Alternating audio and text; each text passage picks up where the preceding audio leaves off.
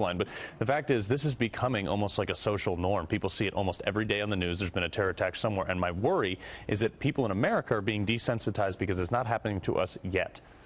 Wouldn't it have been better to take him alive if they could have? And I'm not criticizing them. He pulled a gun.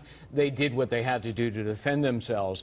But he's part of a larger network in Germany. How embedded and lethal is this network of terrorists there and elsewhere in Europe? And, you know, might we have learned a lot? Well, maybe, but most probably the point is these are soldiers of the Islamic State. These are not, there's not a lone wolf thing like you said. But the issue is they are only the very bottom man on the totem pole to this larger network. They are often only told, from what we understand, that they are told specifically about their attack, what they're to do, and deliberately not told about other attacks down the line that may be doing in case they are captured by doing the attacks. Does this Berlin attack at the Christmas marketplace expose some serious gaps in European security? There appears to be a lack of data gathering, coordination, and of course these open borders with uncontrolled immigration. Correct, and this is a huge lesson for the United States of America here, because without controlled borders, as EU, you can go. They said this guy in the last 3 days has been to as many as 3 or 4 countries trying to get away from this thing. This is what happens when you don't have controlled borders like we have on the southern border of the United States.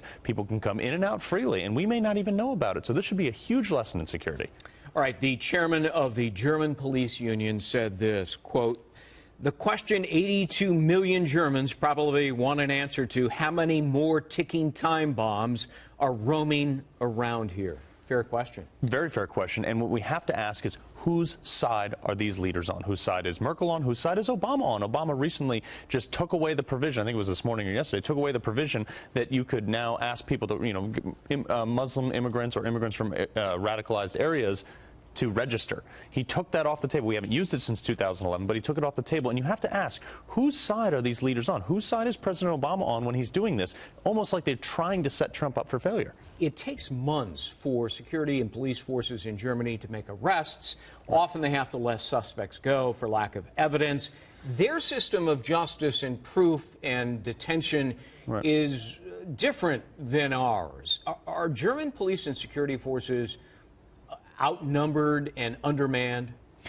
I couldn't speak to whether or not they're undermanned. I haven't been on the ground with their police force, but I know our police forces, for quite frankly, they're just not prepared to deal with this because of the rules that they have to adhere to. And also recently with the hatred towards police officers we've seen, they're scrutinized under every single thing. They're worried about losing their job every single day just for giving out a parking ticket. This is something we need to support our law enforcement much more heavily. When I see a law enforcement officer, I thank him. If I can, I buy him a cup of coffee. And we need people in America to be supportive of that so they know that we got their backs.